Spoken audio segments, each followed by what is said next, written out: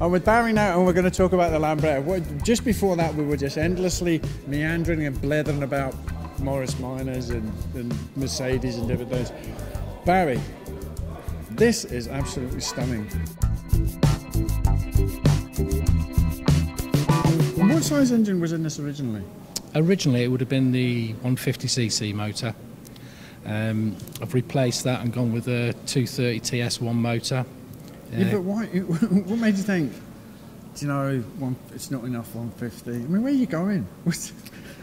Well, you know, there's lots of benefits. It's got a 12-volt kit, so it makes it more reliable. Oh, so a 6-volt? Originally, it would have been on 6 volt with contact breaker points. Righty. It's now 12-volt, and it's got an electronic ignition system on it. So it makes it a lot more responsive and a lot quicker. A lot more peace of mind. Well, yeah, it doesn't break down as often. And coming back, yeah. Yes. So, is that a particular engine, or is it? Yeah, it's the TS1 230 race engine. Oh, proper race engine. Yeah, because you need that. You heard it earlier on. I did hear it earlier on. And if we can catch the sound of it again later, which hopefully we will. What a noise! Yeah, it gets me to work and back on time. I bet it does.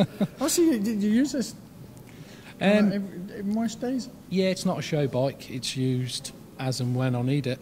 And what year is it? It's a 1967. So 67? 50-year-old bike. Oh, you're good. Most people have them in glass cabinets. Or at the back, they take a little dust sheet off it and go, see that? It's a 67.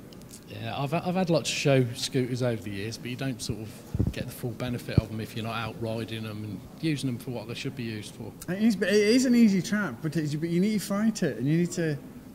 And that's what I've done with this. I've restored it, made it a nice classic, but upgraded it with sort of more modern, up-to-date bits to make it a more usable classic. And so all right, so that's the engine. What have you had to update? So if you're putting that engine in, what do you need to then do? Because it'd be knock-on effect, obviously. Yeah, it just goes on from there. We've had to upgrade the suspension on it. It's got BGM dampers, progressive springs in the forks. We've uprated the brakes. We've gone with a hydraulic brake system. Got the hydraulic brake gear here. Right. And then we've got the old-style classic hub with an inboard disc, but the twist is it's got a hydraulic kit, so it makes it a lot more efficient. Oh, I see. Alrighty. What were you saying about that? Yeah, with the engine, we've had to uprate the clutch as well to sort of handle the extra power. So it's got stronger springs in, which in turn makes it hard to pull the clutch lever. It is a bit fierce, isn't it? Well, it's not as fierce as it was. That's a clutch lever from off a Yamaha that's been converted to match the Lambretta gear changer, and it's a lot easier than trying to pull it on a standard lever. Wow, that's eased off. And that's eased off, yeah. Good exercise for that. Yeah. Keeps your fingers driven. Yeah. Something that's always fascinating about it is I know it's a standard thing, or I believe it's a standard thing, but it's where you change gear and it's all on just all there. It's not any feet or any nothing else like that. What's the thing behind that? And I think you mentioned earlier about you'd made a change or two in there. Yeah, it's quite simple really. It's just a rod that runs up the inside of the headset, and in the centre here we've got a wheel that holds two cables, and they operate the linkage that goes down onto the engine. Right. On this particular bike, we've removed the standard gear wheel and we've replaced it with a 74mm gear wheel that makes it bigger, and it takes a lot of the free movement out of the gear change. So when you're riding, you get it's a bit like having a close ratio gearbox. The gears are a lot closer together, a lot crisper and sharper. Yeah, so you were saying that otherwise, the old Lambrettas, you can get twisting right round for fourth, but this is all nice and sort of together. So you're right. So as you're doing the whole nut and bolt thing, you've stripped it all down and you're bringing it back up, and you've done most of it, and then you just stand back and look and went, I could just tweak that. Is that kind of what that? Well, it's quite a well-known modification, really. Okay. You know, certain people do. It's the first time I've ever done it to a scooter, and if I built another one, I think I'd do it again. Yeah, it's that good. You go. They are much better. I are way like that. Yeah. Okay, what's your history? You alluded a bit there. How many bikes have you built? Has it all been the scooter stuff, or is it? Yeah, bike-wise, it's mainly sort of Lambrettas and Vespas. Just recently, fell in love with the Cub scene. You've been seduced. We got into it sort of about 3 months ago. The Cubs. I own 3 now, and we're modifying our first. So it'll be something a bit different. I'm looking forward to getting out and about, meeting new faces, etc. Maybe doing the shows. No, that would be cool. So. That'd be cool. But your business is painting. Yeah, I'm a paint sprayer. I've done that since I left school. I do a bit of fabricating work. Met up with Gibbo. We started doing a bit of paint work for him. I think with his fabrication, my paint skills, there could be some pretty special stuff coming up. There you go. Do it for a coat of paint. There's the man. Take us through. We'll come on a bit of detail. But what's this bit in here? It's just a glove box. That is. Just opens up a small glove box in there. Also handy for beer. You wouldn't fit much beer in no, you there, won't but get, no. We've changed the petrol tank on this because originally it only has like a small 4.5 litre tank. Okay, yeah. So we've gone for a full length 17 litre tank. Obviously, big engine, has a big thirst. Is it an easy fit, or did you have to oik stuff out? Well, obviously this has been a full restoration, so when it was all stripped down, we sort of dummy build with any new things. You might have to make 1 or 2 little modifications here and there, but the long range tank, you can buy them. Oh, and they'll go in anyway. Yeah. Okay, I got you.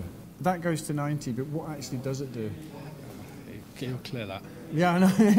I don't know what the top speed is on it. The little red marker here, it goes off quite quick. When we're not on the road, of course. Of course, so don't try that at home, kids. What is it with these? Is there storage with? Is there like built-in storage for anybody that doesn't really know? By which I mean me. No, it's all engine. It's just all engine under here. Yeah. Originally, it would have had a plastic toolbox there that you could put, knickknacks in. All right. So this is the tank. That's the fuel tank. This is a full-size petrol tank now. Oh, righty. The glove box has been removed. The old tank was removed, and we've gone with the full 17 litre tank. Yamaha R1 rear shock. The spring's been changed because the original R1 shock's far too hard, so we've gone with this one, which is slightly lighter and gives a bit more cushion. Is that just a personal preference thing? Yeah, you can get lots of uprated shocks for the Lambretta. This is the one that I've gone for. No particular reason, just like the look of them, and they do what they're supposed to do. Yeah. I've got to be honest. I like a little bit of give in the thing. This is adjustable as well, so you can adjust. Yeah, you can firm or loose, all that kind of stuff. There's a lot of scooter activity actually, really, isn't there? There is, yeah. Massive crowd. It's been going for a long time. There's a lot of history behind it all. A lot of custom builders, etc. I've been into it for a while, and I'm sort of, like I say, I'm sort of moving on to the Cubs now. So I'll never get rid of this one. No, this I don't think you ever stay. wear all the pork pie hat and the skinny suit that you've got at home for when you're riding it. Oh no, you've not got to be a mod or a skinhead to enjoy Lambrettas. I mean, I enjoy them solely just for the tuning side of it, and obviously I'm a paint sprayer by trade, so it gives me the opportunity to sort of show off my skills. It's a beautiful. What got me was the bit of the front. You think you know what it looks like, but it's a really beautiful shape, isn't it? And like you say, and then you remember it's a 67. Yeah, this is it's a Series 3 slimline Lambretta. So this is like one of the slimmer ones as opposed to the Series 2. SX150, distinctive features are it has a chrome trim, polished horn casting, the hexagon-shaped headlights. Yeah, that was quite a thing, isn't it? Yeah. You do get these on the alloy specials as well, but it's just a nice feature. Sort of, you can get round headlight Lambrettas as well, like the alloys, etc. Yeah.